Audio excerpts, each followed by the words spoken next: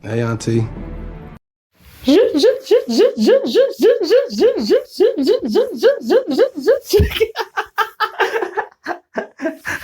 Just every time I keep hearing that. Or like "Doo, doo, doo, doo, doo." God, I love the Black Panther soundtrack. I think I want to say like this episode shouldn't have been called What If. It should have been called What an Asshole. Journey to face the unknown and ponder the question.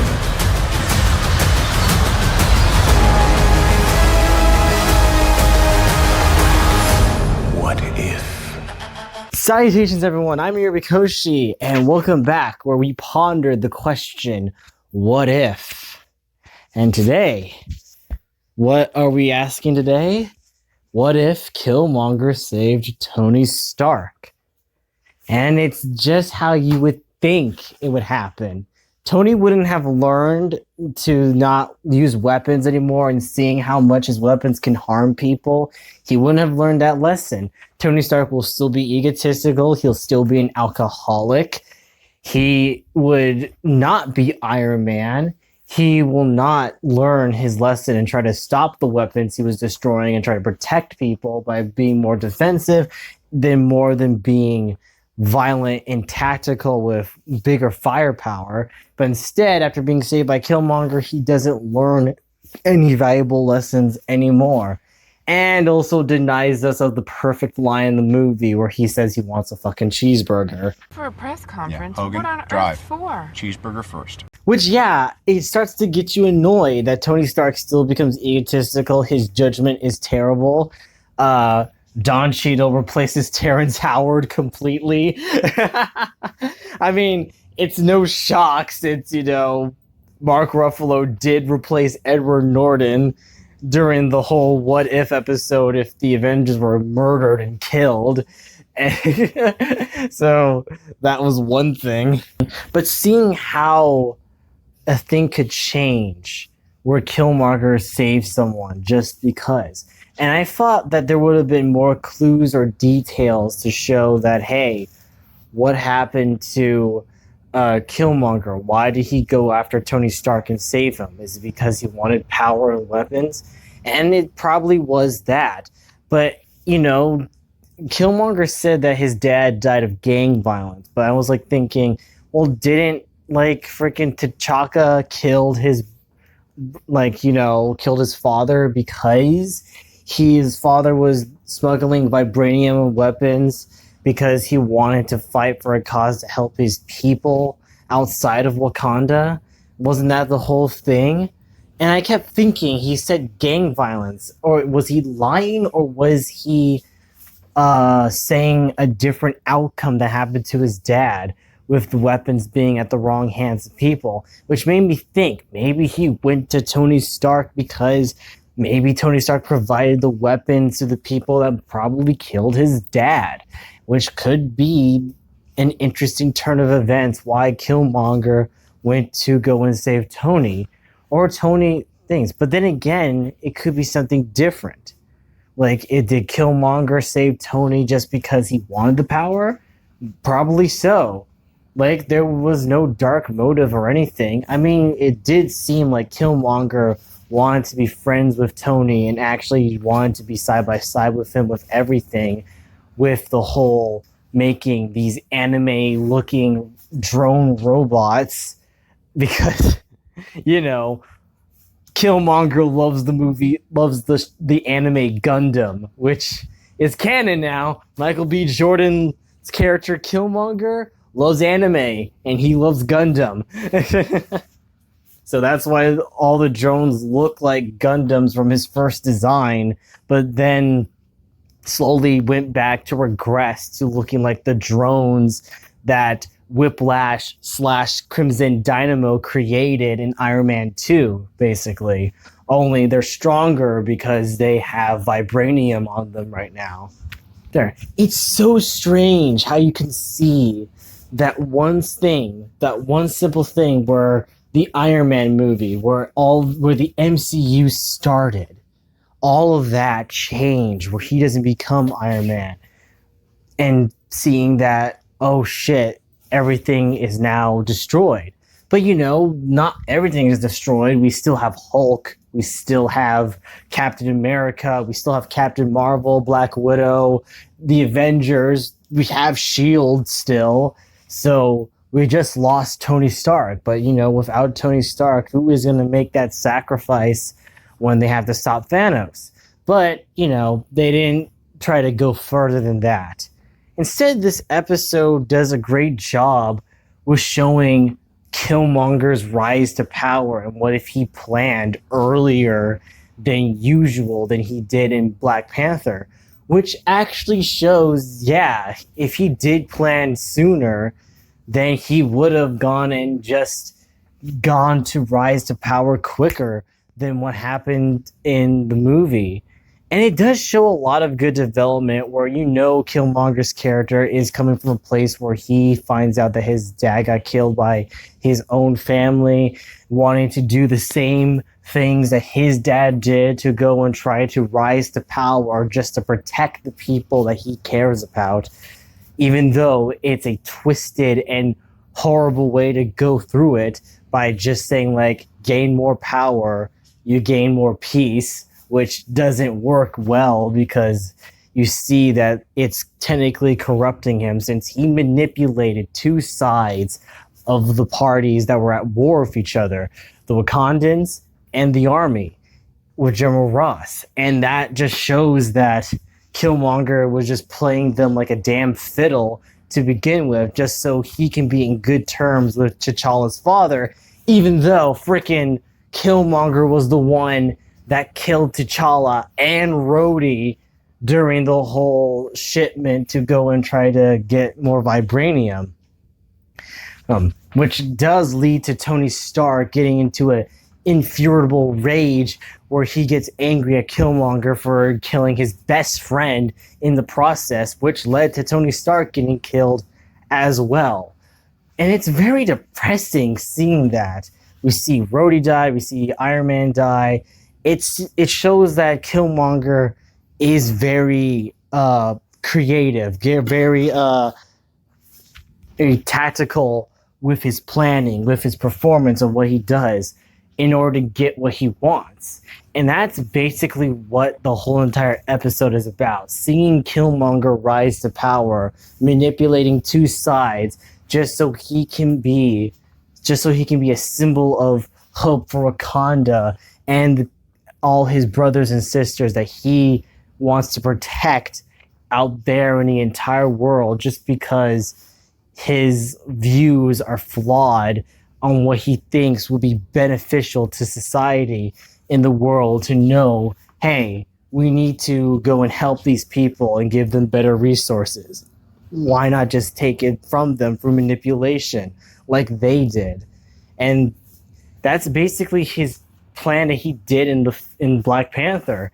And it shows that Killmonger is still a very good villain here than he was in Black Panther. Michael B. Jordan has that sympathy of, like, where he's coming from. Why he's doing this. Why he's so broken about it. But his views are too corrupted that he is seeing it in a negative way that isn't clear. Like, his mind is clouded from it. And that's what I love about this episode, is that he is so unforgivable in it. Like, he's bad, and what he's doing is just to manipulate and control people so he can get what he wants. And it's so evil to see what he did. Like, Killmonger is like the best villain I've seen him in Marvel, in the Marvel Cinematic Universe so far. Like, he's probably one of the top few villains I liked in the MCU that was interesting.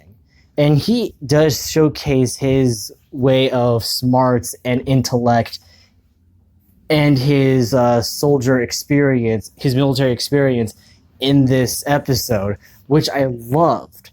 How he could control and see what he could do by giving people what they want, but also getting something he wants in return without them knowing.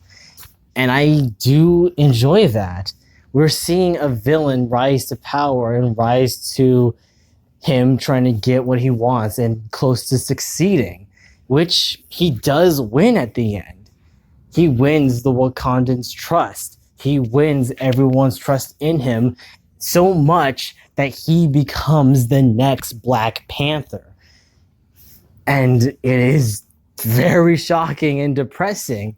But since, we haven't had an uplifting episode for about, I say, 2 weeks now, I think it was time to happen where Shuri does tell Pepper Potts that, hey, I know Killmonger was a bad guy. I know he killed Tony. I know he killed Rhodey and my brother T'Challa.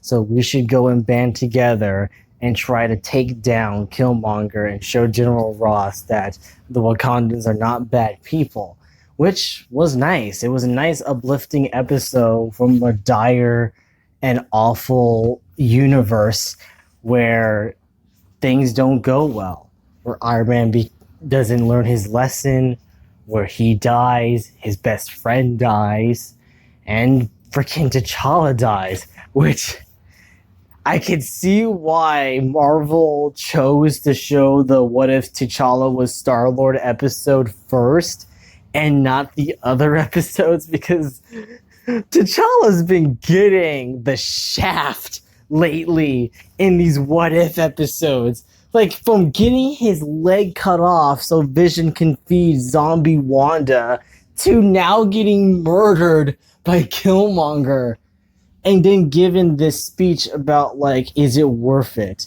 Basically Killmonger and Black Panther's version of the Thanos and Gamora scene of the what did it cost scene in Infinity War.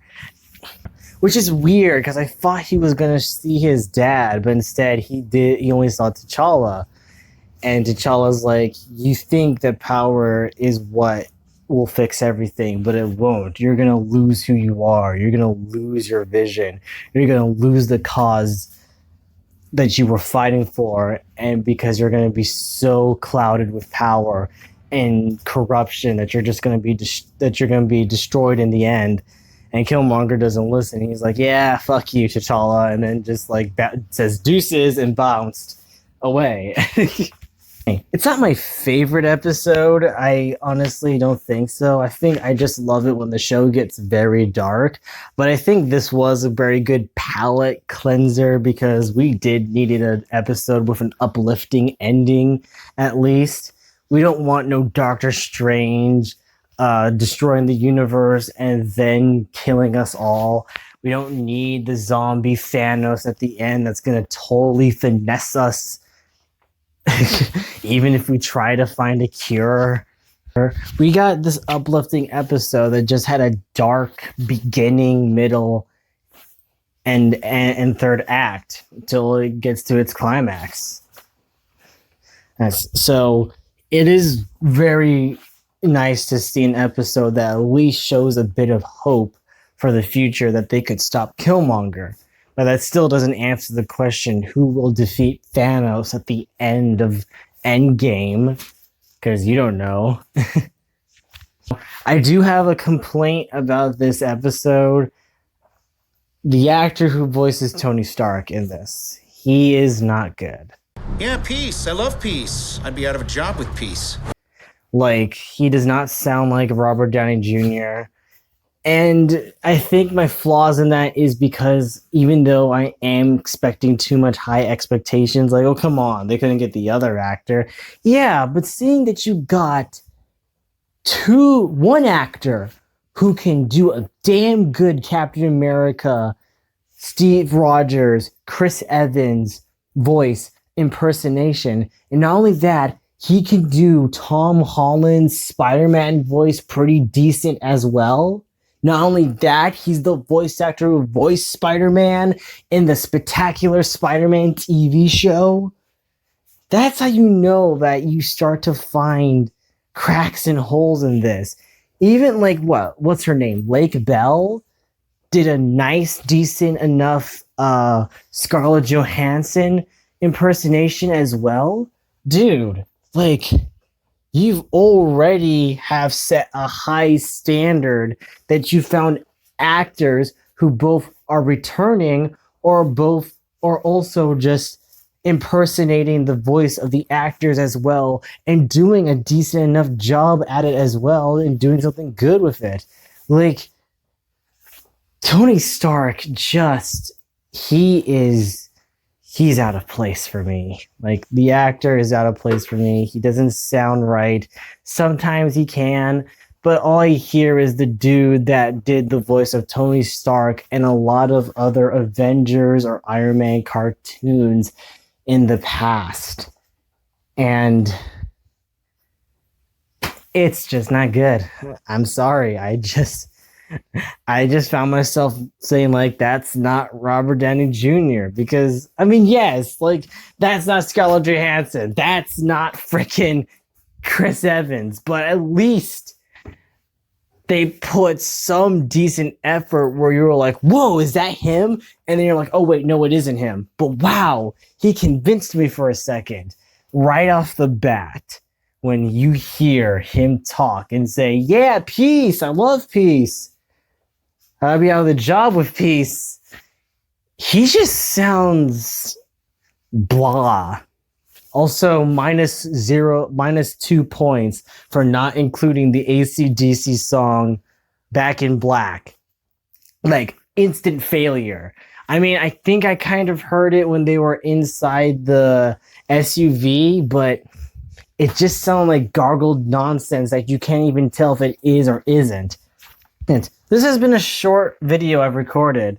I liked it fine, the episode I thought was interesting, but you know, all in all, it was an okay episode. It's nothing to talk about or write home about. It's interesting, yes, but you know, since we got the zombies and we got Doctor Strange just fucking like screwing up because he wanted to bring back the love of his life, I say this episode is kinda bad, but kinda good.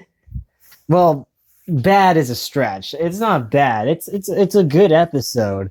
I say it ranks, but I can say this: it does rank higher than the Agent Carter episode, honestly. Because, like, at least it doesn't rank above the other episodes, honestly, for me, but the Killmonger episode does rank above the Agent Carter episode because the Agent Carter episode just played out, oh, it's just the Captain America movie, but a few things changed, and Peggy's now Captain America, and that's it. Like, nothing else to write home about with that one. Or the Killmonger one did at least try something that would affect everything, honestly. Not just with the first Iron Man movie, but also affect things that was in the first Black Panther movie and Civil War. So, you know, so technically this episode did more than what Captain Carter could do. So, yeah, I say this episode gets a 6 out of 10 for me, and that's pretty much it. I don't know, I just have nothing else to say about this episode. It's just all right. But anyway, thank you guys for watching. Hope you like this and whatever content I make. And if you want to subscribe, that'd be cool. I love if you did subscribe. You're awesome people. And you're awesome, Wolfpack. So thank you guys for watching, and I'll see you, Wolfpack, in the next one. Ciao, darlings.